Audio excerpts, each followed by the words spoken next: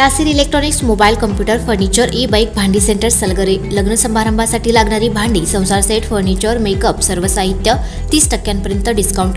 तसेच जुने आणून द्या, नवीन घेऊन जा। तसेच आमच्या सेवेत आता सलगरेत ई बाईकचे अधिकृत भव्य शोरूम। इलिगो कंपनीची ई बाईक तेही फक्त 40,000 रुपयांपासून पुढे। 60 ते 70 किलोमीटरच्या मायलेजची 1 वर्षाची वॉरंटी, 4 ते 5,000 रुपयांचा भरघोस डिस्काउंट। आमच्याकडे उधारी सुरू आहे। तसेच बजाज फायनान्सची सोय उपलब्ध। कोणताही जुना फ्रीज, टीव्ही, सोफा, कपाटावर एक्सचेंज ऑफर।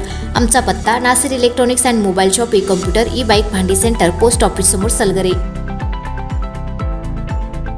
प्रत्येक बातमीतील घटनेच्या वास्तविकतेची तुलना थेट पाहत रहा चांगली अपडेट। नोकरीतील लाभ न मिळाल्याने मानसिक त्रास, BSNL माजी कर्मचाऱ्याची संशयास्पद आत्महत्या।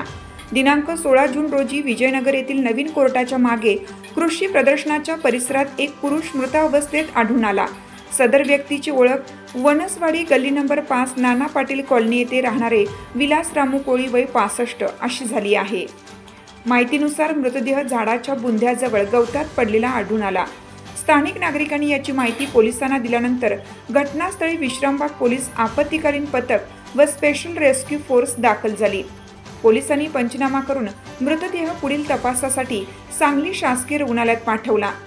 विलास कोळी हे BSNL कार्यालयात ड्रायव्हर पदावर कार्यरत होते। निवृत्तीनंतर त्यांचे पेन्शन व इतर लाभ मिळण्यासाठी गेली 5 वर्षे ते संबंधित कागदपत्रांसाठी सातत्याने प्रयत्न करत होते।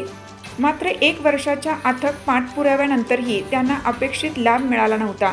नातेवाईकांनी दिलेल्या माहितीनुसार कोळी यांनी सांगली टेलिकॉम सहकारी सोसायटीमधून कर्ज घेतलं होतं।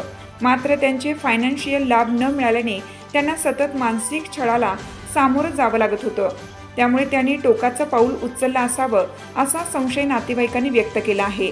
तसेच त्यांनी या प्रकरणाचा सर्व बाजूनी तपास व्हावा अशी मागणी पोलिसांकडे केली आहे।